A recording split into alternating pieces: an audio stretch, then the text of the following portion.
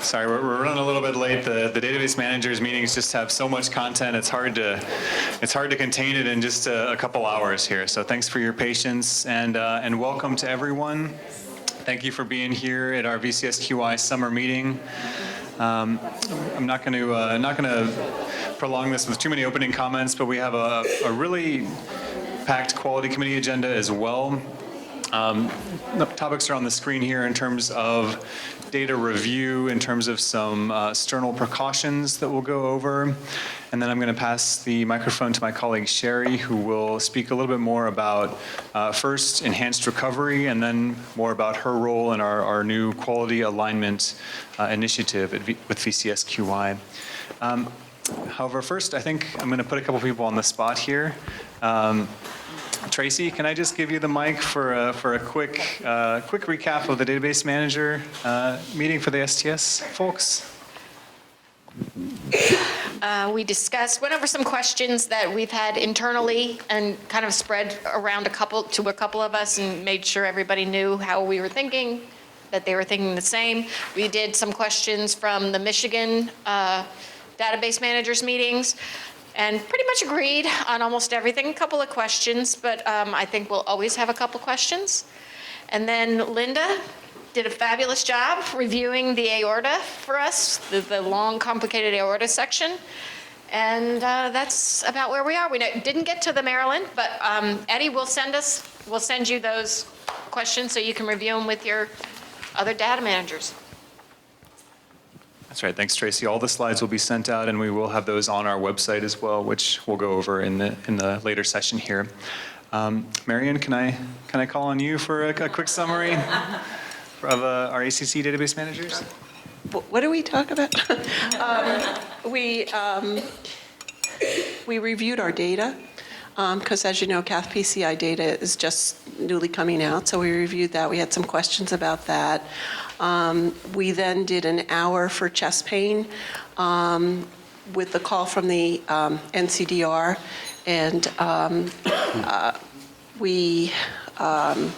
then we're going to have a call with Connie from NCDR, but she didn't get on, so we all just chatted among ourselves about just what do we expect from these meetings. And actually, I just thought of something. I think it would really be good if we did go over our frequently asked questions, but also, like the STS does, get an agreement on how we're answering some of these questions. So I didn't think of that in the meeting, but I did just now. So does anybody else have anything else we want to mention? Okay.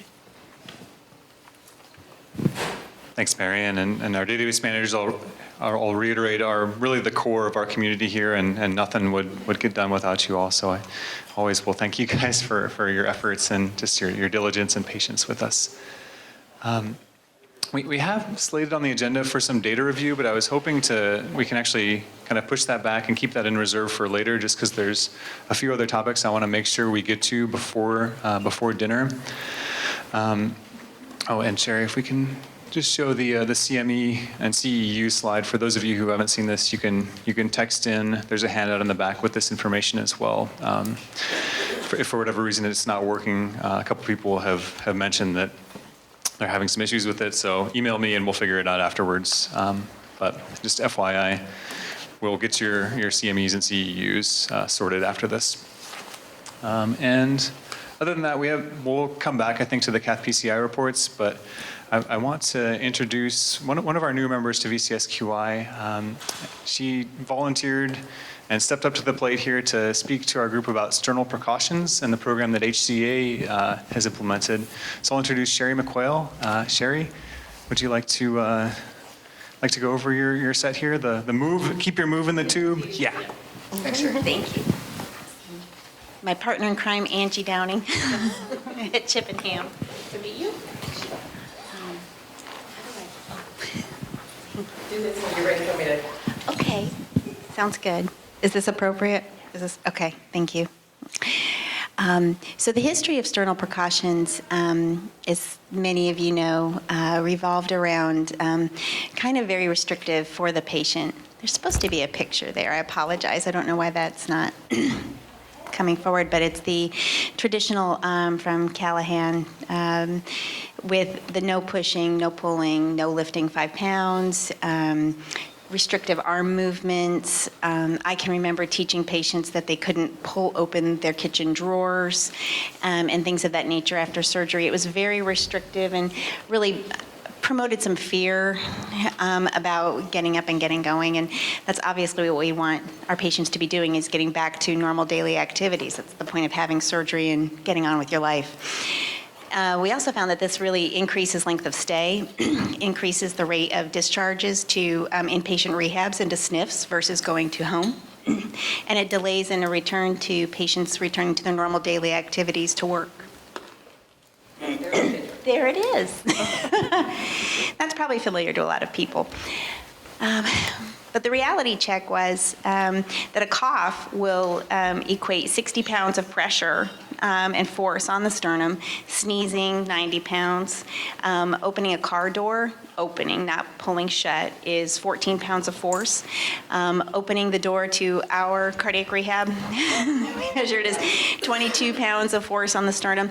So almost all functional movements require greater than 5 pounds of force. So why are we restricting patients to a 5-pound restriction? It just didn't make sense.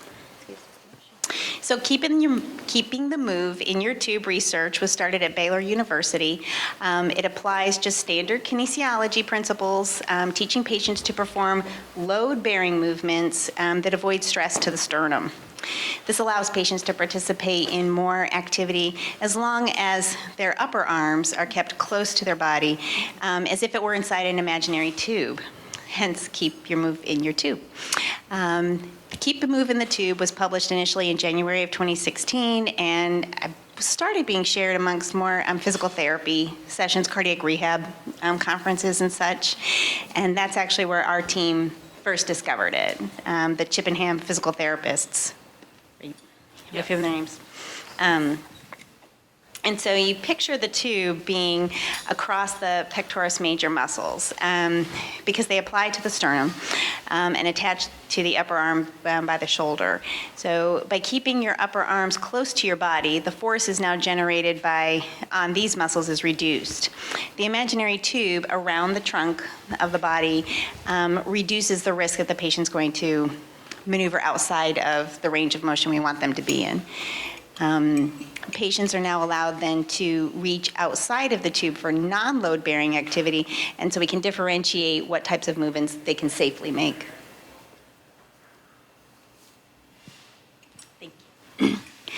So to keep your move in the tube, we encourage them to push and pull with arms, with their full arm, as long as it's kept close to the body. Lifting objects, getting in and out of bed, standing from the chair. And the photograph on the prior slide and this one that's on the right, we have laminated and posted in each of the rooms on the ICU and step-down units. And then we've put it into all of our collaterals for pre-op teaching and for discharge planning so that they understand the difference in what we're saying about lifting when we tell them they can go above their arms. For example, we're not referring to the football end zone motion. We're referring to straight up, straight down, and this has gone over with them several times. There's no weight restriction anymore for the lifting. They're supposed to use pain and discomfort to guide them, and that's heavily discussed and documented throughout their course of care. They may lift their arms overhead and reach behind them. So this helps occupational therapy work with our patients better in how they're going to continue to groom themselves. Everything from cleaning themselves from toileting to showering and washing their hair, setting their hair, and things were just common things that patients weren't able to do prior and didn't feel comfortable doing. Was that your picture? The picture before on the slide before, is that your picture or is that the Move in the Tube from Baylor? That's all the Move in the Tube from Baylor that we had to get the licensure to utilize in our collaterals. Yes, that's, So in the documentation we received from Baylor, they listed all their evidence for how this reduced well, this is their stats in terms of their size of their units, the size of the ICU, the size of the step-down unit, and Memorial Healthcare System, who was the first hospital to adopt Baylor's move in the tube process. And then their implementation team, obviously, to make this a national effort. And this was the evidence presented at the conferences as to why they made the change. 44% increase in cardiac patients were sent home versus to a SNF or to a rehab. A $1.5 million reduction in SNF rehab days. Phase 2 cardiac rehab now was beginning in 5 to 7 days as opposed to 21 days postoperative. There was no change in wound dehiscence rates at that point. There was a reduction in length of stay by 1 to 2 days. And this was submitted and accepted to JACC in 2018. You can improve patient outcomes this way. It's, again, earlier mobility, decreasing their pain, decreasing the risk of respiratory complications. It improves their satisfaction and their confidence that the surgery was successful and they can go home and start to live. For us, our discharge disposition, CJW had about 19% of patients discharged to SNF or to a rehab, and RightGo had about 20% of patients discharged to SNF and rehab at the time we were starting to initiate this. We had a more increase in rapid transition to cardiac rehab, and a decrease in our readmission rates was our goal for why we needed to get this started. So essentially, we had 3 physical therapists who came back and 2 cardiac rehab nurses from their conferences, all excited and fired up about Move in the Tube. And they reached out through our division.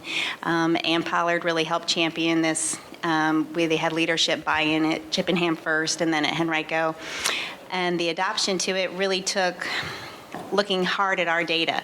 We were talking earlier about readmission rates and really digging in and finding out what those were. We had some spikes that kind of wash out in the overall year, but when you see it happen and then you dissect those patients' timeline, you can see where potentially those readmissions could have been averted were the patient had to go home or moving around a little more with more stability. We also realized that our cardiac rehab, while we may refer them, their actual engagement in getting onboarded into cardiac rehab was only 22 to 28%. And that was a shocking number, I think, to everybody, because all you ever see is what we abstract for STS, and that's, of course, 100% of them are getting referred to cardiac rehab. But who actually enrolls, and then who actually stays in the program, and what's their success rate after the program, and that's really what the referral is for. Go live at Chippenham was in May of 2018. Go live for Henrico was a little bit later, February of this year. The team we included were our surgeons, of course, physical therapy, occupational therapy, nursing leadership, absolutely, administration, because this was a complete shift in taking up education hours and things like that to train the people we're going to need to train, and asking for the money to redo all of our collaterals and things like that. So we definitely had to have administrative buy-in. Case management, cardiac rehab staff, of course, the staff RNs, and the training, like I said, had to include radiology, transport, and we actually did include some of our routine dietitians and the wound care staff, the people who are coming in and out of the ICU with any potential to move the patient or be assisting the patient at all with any sort of ambulation. We wanted everyone to be speaking the same language about how the patient can move, especially in those first few critical days in the unit. Our education begins with our pre-op teaching. For me, at Henrico, I do the pre-op teaching as a nurse navigator with the patients, and we start doing the exercises, and we also practice other things that are going to happen to them postoperatively, but this is a big, stating the move in the tube and practicing the arm movements. Cardiac rehab, the physical therapists and the RNs in the ICU start on post-op day 1. So our physical therapists can't get to everybody first at the beginning of the day and post-op day 1, but the patient needs to be up in the chair in the morning of post-op day 1. So the nursing staff really had to engage and buy in and really took the training seriously. and they've been doing awesome with it. Our cardiac rehab referral is in place at discharge. They come up, review moving the tube with the patient and how they're going to modify the exercises on the elliptical machines, getting on and off the exercise bikes and things like that under the moving the tube guidelines. And because we're newer data managers, and newer to this, we're starting now a process for how we're going to manage the data around this to know how big of an impact this made. So unfortunately, I don't have numbers for you at this point to tell you how quickly people are getting referred into cardiac rehab. I know that already since May, we've gone from 33 slots to 60 slots, orientation slots that have been filled with our surgeries. So that's been huge.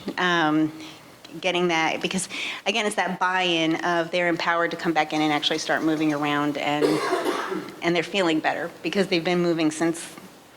Most of the patients start actually the night of surgery. Once they're extubated to that 6-hour mark, the nurses are now feeling more confident about dangling them at the end of the bed and doing things like that. It really, I think the bigger shock was seeing how engaged the newer nurses were. I think I alluded to that on our call, that we have a new staff. I've been out of the unit for 4 years, and I barely recognize the staff that are in there now, and that was from a core staff of about 15 nurses that have been there for many, many years. So having this newer staff that just needed that training and then that confidence that the patient really does need to dangle at the end of the bed. They really can get up in the morning first thing. You can touch them and move them, and it's going to be the best thing. They do need to do their turning and coughing and deep breathing, and this is how you do it safely without breaking the sternum. They've really engaged and bought in with it, and it's been wonderful. Do you have anything you want to add, share? Okay. I just have a question. Have you guys been looking at this EREX, and this is a part of that? Have you made that move yet?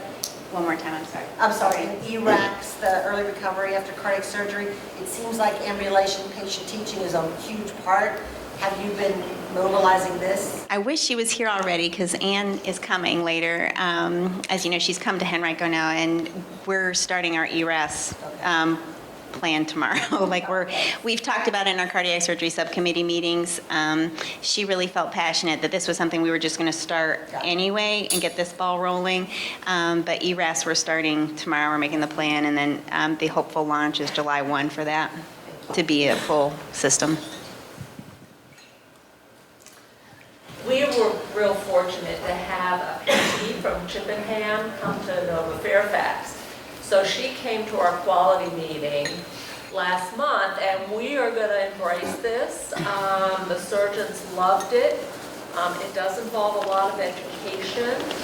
I got the paperwork from Baylor, and we had to send it to legal, so it may take a little bit of time, but I think everyone's really excited to get it going. And we are going to make it part of our ERAS protocol. Not sure how we're going to collect any data around it. It may just be a start date. And Are you actively in an EREX, or so EREX has already started and then you're bringing this? we have a good portion of our ERAS already done, and this will go into the mobility section.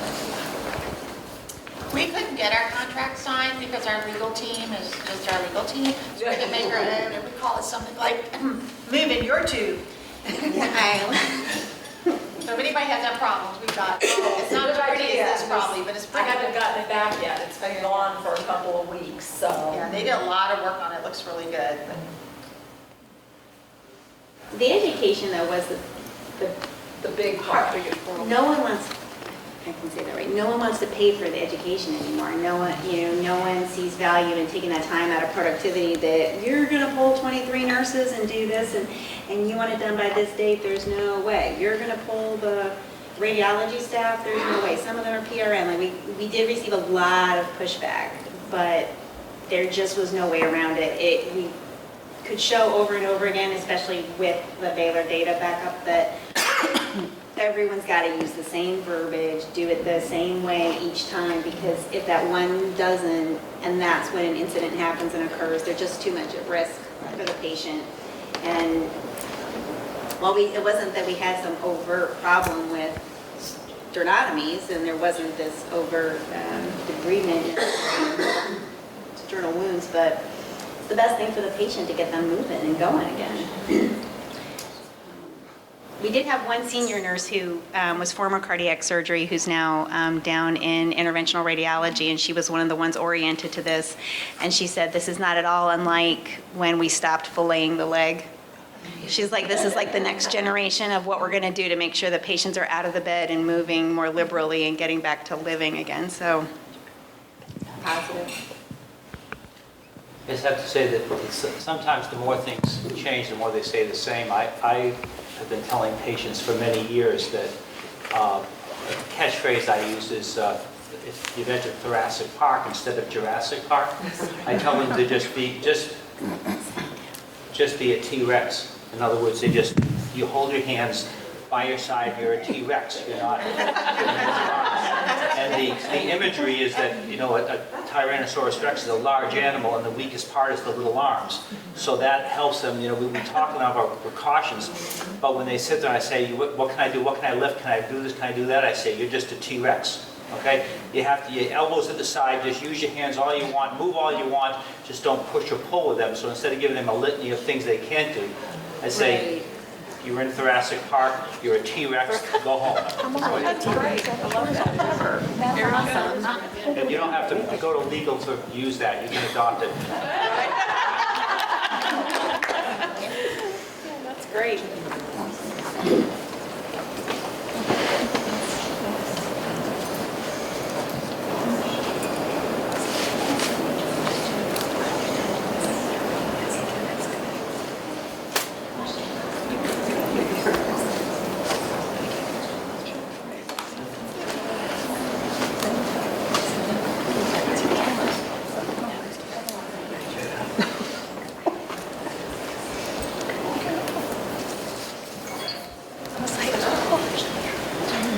Grab the mic. Thank you, Sherry. I know. Thank you so much. Anyone has any final questions for Sherry or comments, suggestions? I am going to do a bunch of things in one big, large presentation. Slow me down if I need to, because I know I can kind of go fast, faster than I can even keep up with myself. So before we start, this is going to be very informal. I want it to be very interactive. I want to pick your brain. So if you could, pull out your cell phones, go ahead and send this information to this number. So text Sherry White 950-237-607. My head in the way.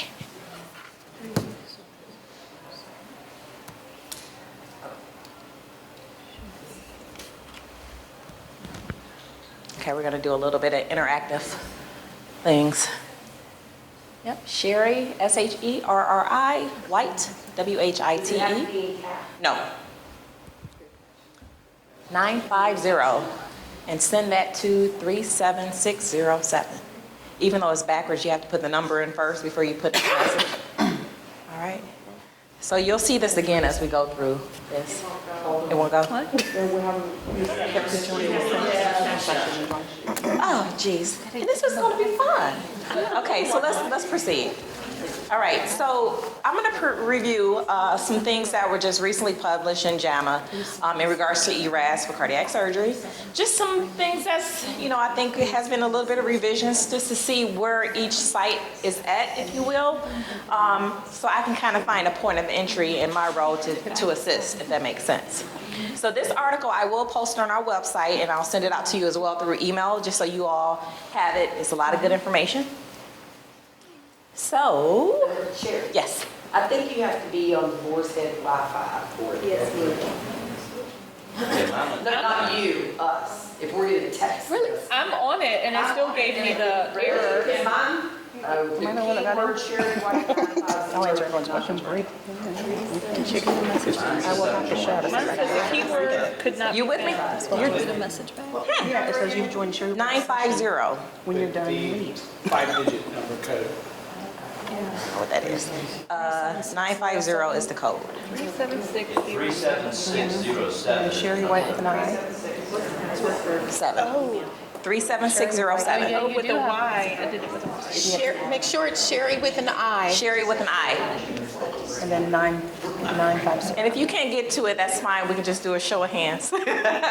We can do it the old school way. I love technology, so excuse me. All right. So, of course, you know, we have the recommendations that usually is published by JAMA. So one of the questions I wanted to ask you, as it relates to preoperative measures relating to hemoglobin A1C, what are your strategies that you already have in place to evaluate if a person has a high risk of hypoglycemia after surgery or any type of risk relating to their hemoglobin A1C status? What are some strategies that you put in place right now to assess that before surgery? We get a hemoglobin A1C.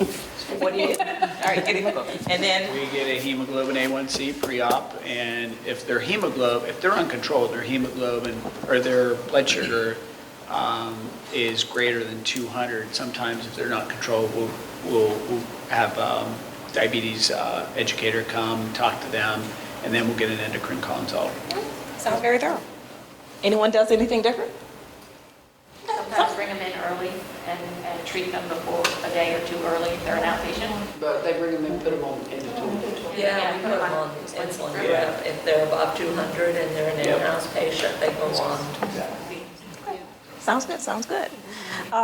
So, of course, this is the definition of what is hemoglobin, decrease in, one of the effects as it relates to the hemoglobin A1C, it can decrease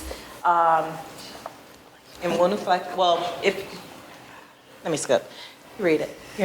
I'll go to the next line. Forgive me. So one of the recommendations as you're all doing right now is just to make sure you're screening for hemoglobin A1C pre-op. I know most cases in a couple of hospitals that I worked in, they don't pre-screen. Pre-op testing is actually done like the day up. In some cases, and of course that's going to result in a negative outcome. So make sure you're screening pre-op, as you all are, and these are just some of the guidelines that was given or recommendations in the article. Just make sure it's less than 7%, and then evaluate it or assess the patient accordingly based on that score. So that wasn't one of my questions I had for you that I wanted to see. So here's one that I want to see where you all are. As it relates to pre-op correction of nutritional deficiency, what are you all doing currently right now to assess your patient's nutrition, state of health? Do you have any guidelines in place just to make sure your patient is healthy enough to sustain surgery as it relates to their nutrition?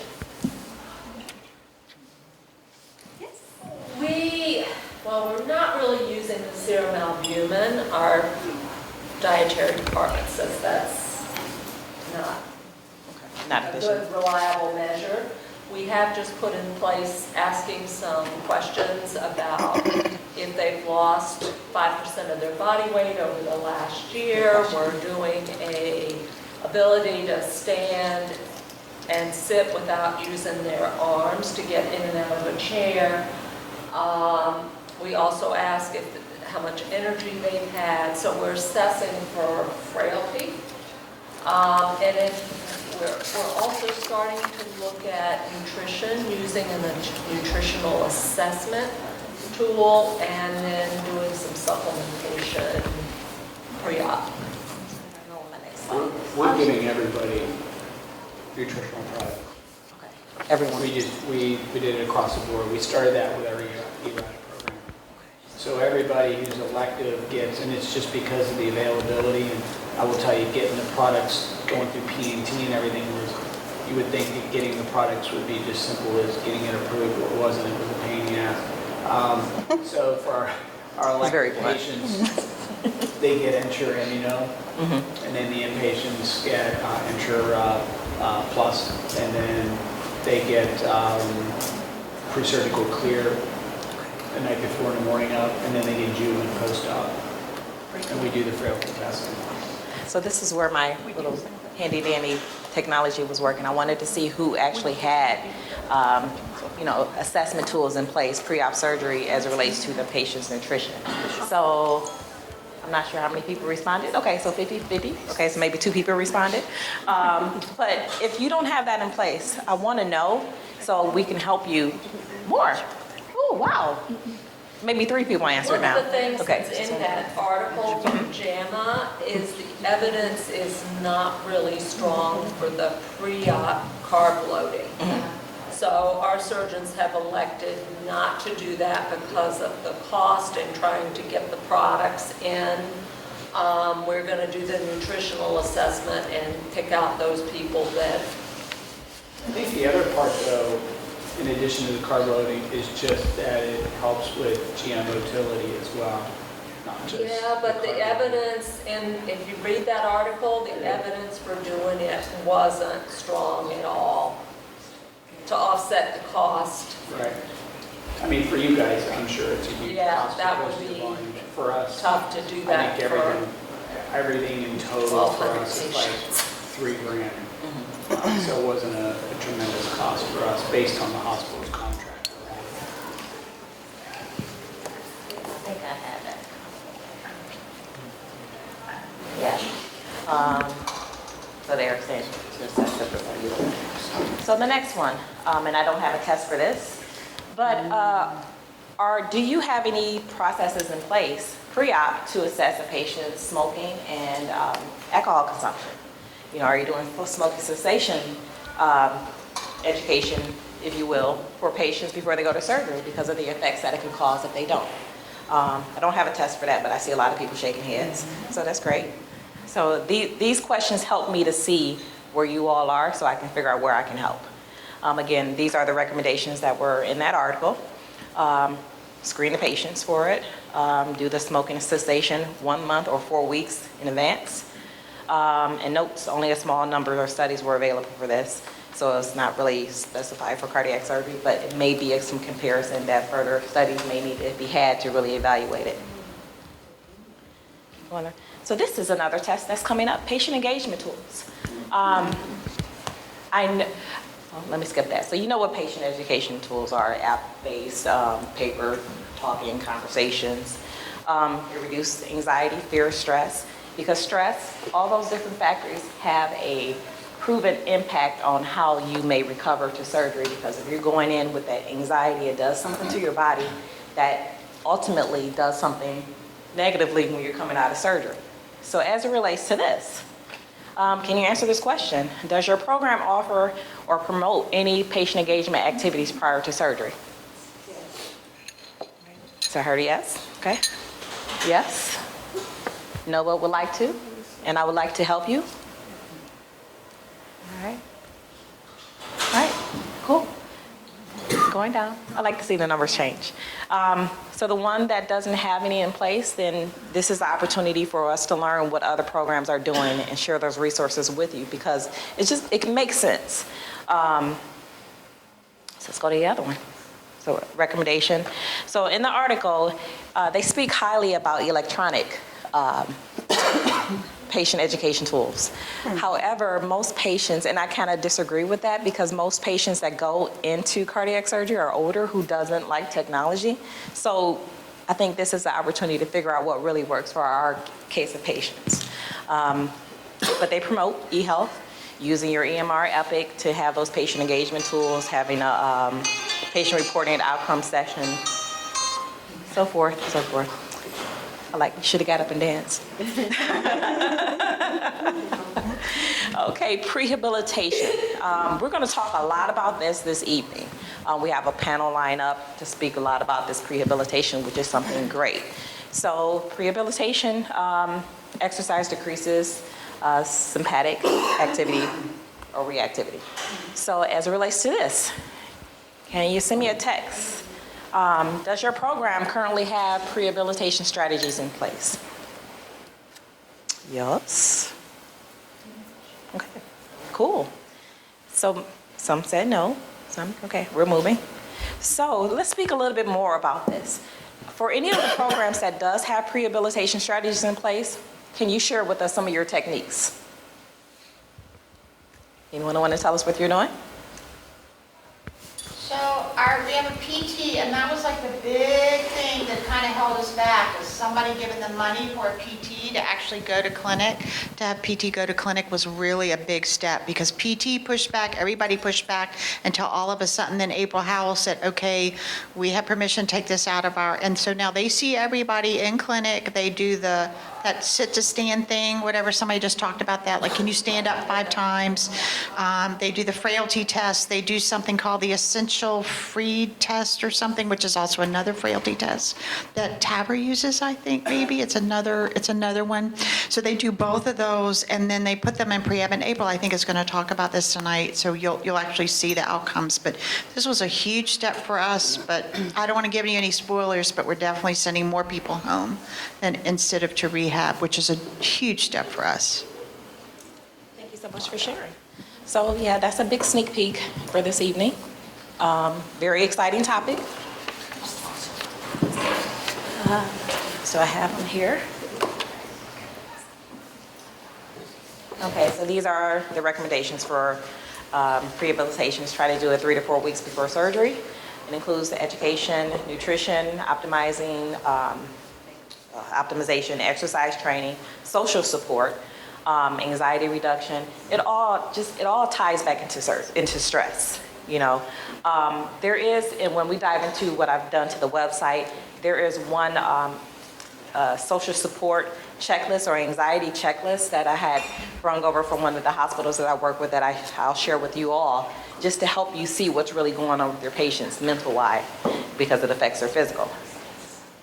All right, so up next, we have the Quality Improvement Initiative. So we renamed the Quality Improvement Initiative, and we're calling it now the Quality Alignment Initiative. The reason why we changed the name is because you're already doing enough quality improvement activities, and we don't want to make it feel like you're doing more. You're already doing great, and we just want to align the services or the standards that we have for the state with what you're already doing to kind of couple together to make something phenomenal. So we hope that this name aligns or sings well with what our focus is. All right, a question I have for you. So, you know, prior to my joining VCSQI 1.0, I was VCSQI 2.0, the SAN program, where we work with practices all across the world, helping them to align their strategies to offer better care at a lower cost. We use a lot of measures, CQMs that are built into your EMR. My question to you, I know we have Armas, we have all these other databases, we have STS. The way I'm looking at the data, I kind of need a deeper dive to see what you're doing, to be able to help you really pinpoint what the issue is, if you will, to help you improve.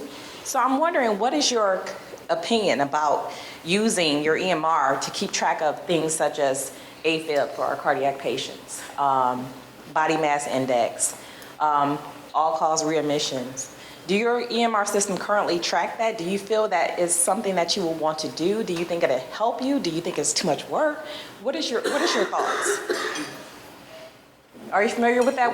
Go ahead. So our EMR does have reports to track quality things, but they don't have things built for these specific areas, except for readmissions and surgical site infections. But if I request them to make me an EMR build, it's a 6 to 8 month wait for a report. Really? Yeah. So A bit longer. if you Wow. put it on the list. Right? Okay. Because it's done by priority. Yeah. And if clinical quality initiative, blah, blah, blah, people don't feel like what you want them to build is as important as something else, then you keep getting moved down the priority list. Thank you for telling me that. We have to find a way around that. So I appreciate that. Thank you. Because I think these numbers or these measures may help you see what's really going on in your practices or your programs to know how to make a difference. Because these numbers feed into the state measures, the STS, ACC, but how do you really know what it is if you can't see it within your own group? And that's just how I'm thinking about it. So I would like to work to try to get these into your systems, and I'll figure out a way to get through it if I have to do it myself and learn how to do it. I'm determined, and we're going to try to make it happen. All right, so one of the quality alignment initiatives, go ahead, yes. Can I ask a question here? Absolutely. It's just, so if you're gonna do, so your suggestion is to link the VCSQI collaborative database with EMR data? Not really. So what is? Separate report. So having their EMR automatically generate that report, that's not really synced into Armas. What's gonna happen with that report? That report will help them to see what's really going on, you know, with their patient specific, and I know Armas has the patient-related specific data, and I'm not sure if there's a link that can be done through the patient. Yeah, so that's why it has to be done there. In the hospital level. That's where I'm trying to go. Hospital level, you can do that, and someday it's a little bit more complex. Yeah, so that's what I'm trying to go. I'm trying to get into each of the programs to work with them to get these reports built in. Okay. Yes. The one thing, the beautiful thing about Armas though is that the one thing you can't do as hospital EMR is, like she was saying, you know, if you just want to look at isolated cabbage, or if you want to look at a population, you want to just look at your diabetics, you want to look at just your smokers, you can do that in Armas, but there's no way in God's name you can do that in your hospital EMR.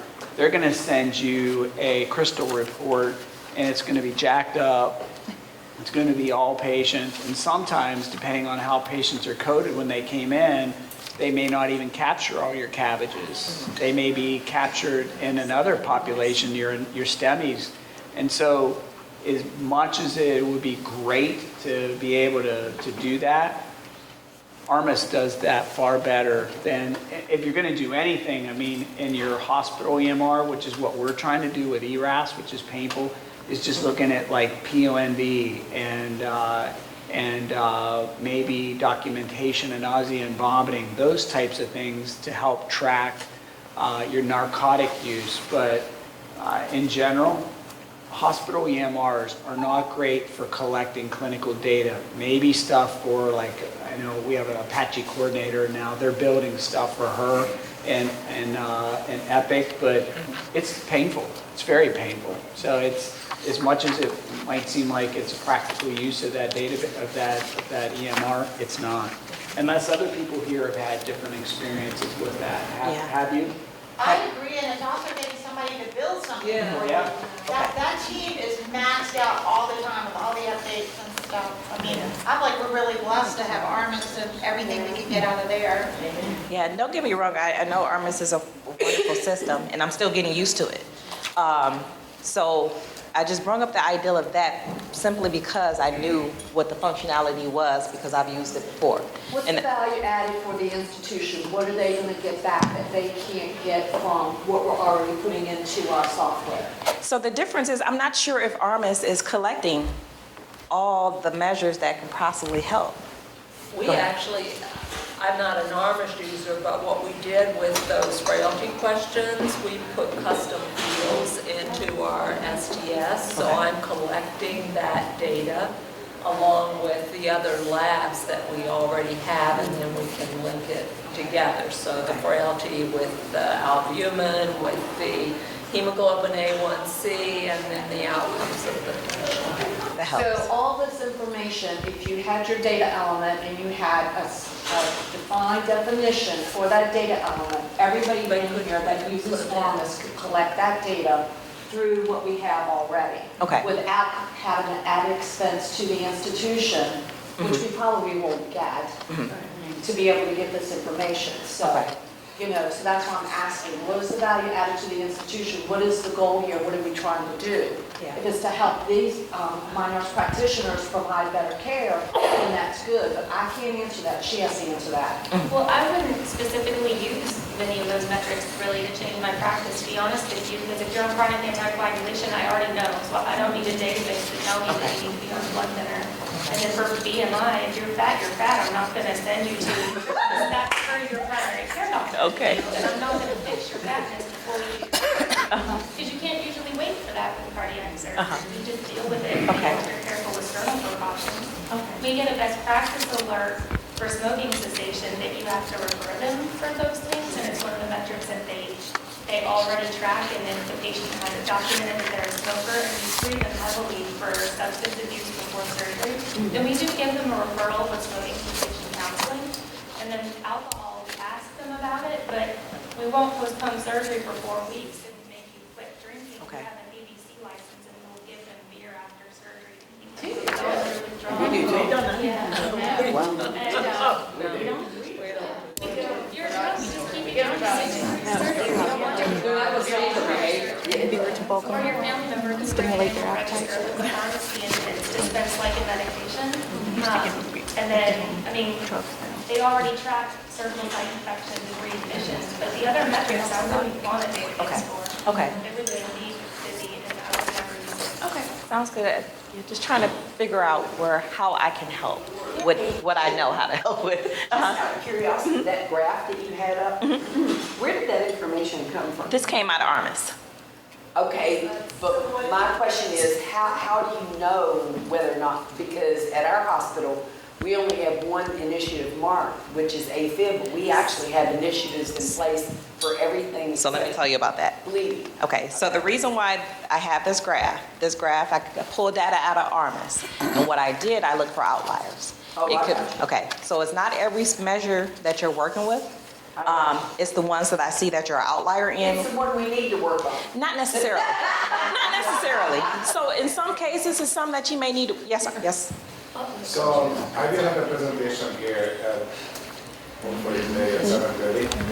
So I will show you guys a new tool which actually addresses these issues. Because just because something is outlier is not necessarily statistically influencing your performance review.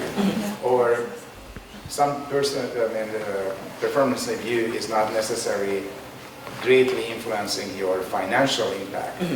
And the less important things, seemingly less important things can influence the financial impact much, much more. I just would like to bring back the concept of VCSQI to this forum, that we have financial data. Yeah. In today's world, where every single penny is counted, and people asking us why is this much as much, why is that much, or why not less. I think it's very important that this group, the only group in the country, can demonstrate an alignment, align the improvement into meaningful cost reduction or understanding certain kind of outliers, how they move. But the outliers, identification of the outliers is extremely important. Because you don't want to waste time and money barking on the wrong tree. Right, understood. So let me explain this graph, and then I think it will bring everything into context. So in looking at the data, my role, and this is the only context I'm thinking of when I built this graph, I want to be able to get to work with each program, learn more about your program, learn about what is the magic that is making things happen if you're performing well, find out what's missing if you're not performing so well. But I also want to have an opportunity or select a metric to where I'm talking to each individual program one-on-one. So this is a grid that I created, just non-really scientific, just looking at the ones you could have been performing very well, and I want to see what's working. So we can share that information with other programs that are not performing so well. I also selected some programs that are not performing well. Why? Because I want to see what's not working, so I can figure out where the pieces is. So between the ones that are performing high and the ones that are performing very low, I can kind of systematically or scientifically come up with some type of guideline or criteria to say, hey, this is a proposed way that you could probably do it for your program because it's working here, and this is why, and so just bridging the gap, if you will. So this chart here is the different programs and the areas where I would love to work with you on, whether or not you're performing at a high level or at a low level, but I want to come in and find out what you're doing. So this is what this chart means. For the areas that are to be determined, there's two things, and I had it wrong on the one quality call. Either I do not have any, the contact person for that specific group, or I wasn't able to find any data. Or I'm working with that specific center on something else. So that's what the TB determines mean. So this is kind of outside of Armas. I did look at the data just to find out which facilities were performing in a specific area to figure out where I can go in to find the ingredients. Does that make sense? Okay. So this, yes. Did you take Alex and Henry out? Yes, that's what I meant. Yes, yes, yes. Surgery there for Yes. 2 years. Yeah, well, on the quality call, you told me to take it off, and I totally forgot, Tracy did. So I had to take that off. So this is all what this means. I sent out an email a couple of weeks ago just to let you know that, hey, you're performing well in this area, or you have some interesting trends, and I would like to work with you in these areas. That's just what it is. I just want to come in and see what you're doing. Share with me your guidelines, let me shadow you, when I come up here. I just want to be nosy, if you will, to find out what works so we can create a collaborative protocol. Nothing more than that, nothing hidden. However, if you did not receive an email and you see an X by your practice or your program name, it's because I don't know who the correct person to contact is. And this is where we're going to get into our website, because there's some little housekeeping things that I want to do to be able to pull us all together, if you will. So as it relates to this specific chart, do you have any questions or concerns? Yes. For these bigger hospitals, it looks like it's mostly the big learning hospitals that are to be determined. Why are they to be determined? Some of them, and I have to go through my notes, but some of them I'm working with one-on-one and they want to work on something else. Oh, okay. Yeah, because I think the bigger hospitals, I think Chippenhagen was with them, but Henrico, yeah, I'm working with you. Yes. Right, so that's why you're TB2T. I need to ask, because probably everyone else knows that, the X implies where you want to talk. It doesn't imply that it's an area of opportunity or an area of strength. Correct. It just implies your notch to learn more. Right, exactly. Okay, so I know I have probably a crazy approach to this, but there's a reason why I'm approaching it this way. And I'm here to answer any questions. All right, so now let's get to the website and housekeeping items. Also, probably last week or the week before last, I sent out a reminder, and it may have looked different than we usually do. So we're utilizing MailChimp now. Eddie, bless him, he's been trying to keep track of everyone's email addresses and contact information, and he has this enormous spreadsheet that he has. It's a lot. So we need some type of way to kind of automate things in the background. So we're going to use MailChimp now. MailChimp, we're going to use it as a self-subscribing or self-unsubscribing mail list, listserv, if you will. And I'll show you how to do that. So if you're not on the mailing list, what's going to happen next week, probably Monday, I'm going to send out an email 2 different ways to show you, give you a recap of this meeting. One way I'm going to send it is through MailChimp. If you get it, great. You can update your preferences, and I'll show you how, because I built in under that is where you can subscribe to the listserv for Quality Committee or ACC Data Managers. But I've tried to put that in already, so you won't have to do it. But this is a way to kind of automate it and keep things current. So this is why we're moving here. We're going to do newsletters based on the communication that you provided for us in our last meeting. Our communication is fine. Keep letting you all know something important when it comes up. Other than that, once a month is great. So we'll try to combine things and put it in a newsletter.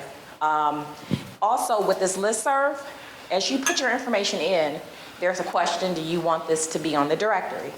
I'm going to extract that information from you and put it on an online directory so that you all can contact each other. You don't have to, hey, can I have Linda's phone number? It's going to be on the directory for you, because I know there's a lot of opportunity for collaboration. And all this is going to be synced, communication, committee communications, and then I'll show you how to update your preferences. Any questions on that? All right, so when you change your preferences or when you subscribe, the questions that you'll get: email address, first name, last name, your organization, your title. Do you want to be on the online directory? Yes or no? If you don't want to be on the directory, I'm not going to take your information and put it online for everyone to see. And which committees do you want to subscribe to the mailing list for? So my next question for you, am I missing anything? From your perspective, as it relates to how you want to utilize each other or contact anyone, Other than the first name, last name, email address, phone number, and what committees they're on, what other information do you feel is pertinent for you to have? Which registries? Because there are a lot of people in here. We need to know who is with what registry, so we know, we have some wonderful, brilliant ladies in this room that do data collection. Okay. Far senior to myself, and I love to pick on them. They know who they are. Okay. But if there's somebody, say if somebody's on vacation, and I need to be able to ask a pertinent question, I can ask someone else. Beautiful. Excellent, so I'll add that as a question. Any other fields that we may need to capture to put on the online directory? I just want to point out there's some great meaning here too.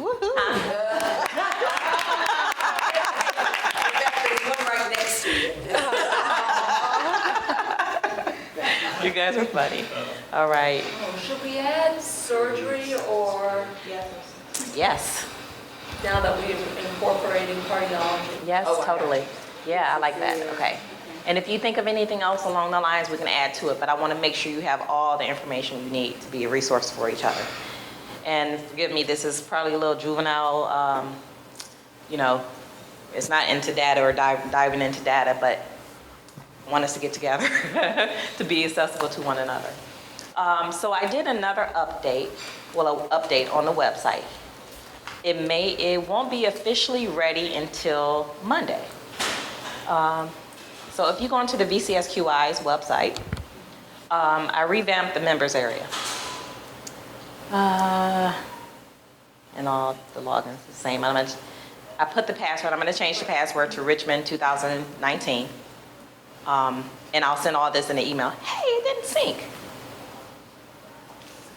I hate it. So I'm gonna just show you what I'm doing so you can see where I'm going.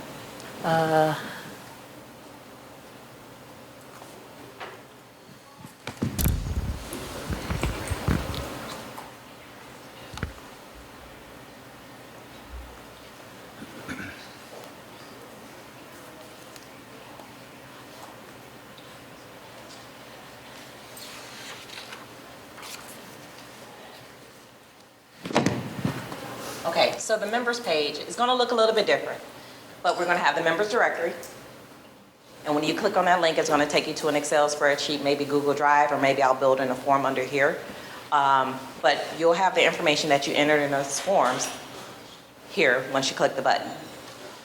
Meeting resources. So any PowerPoint, handouts, material that we distribute during these meetings, you can find it under that section.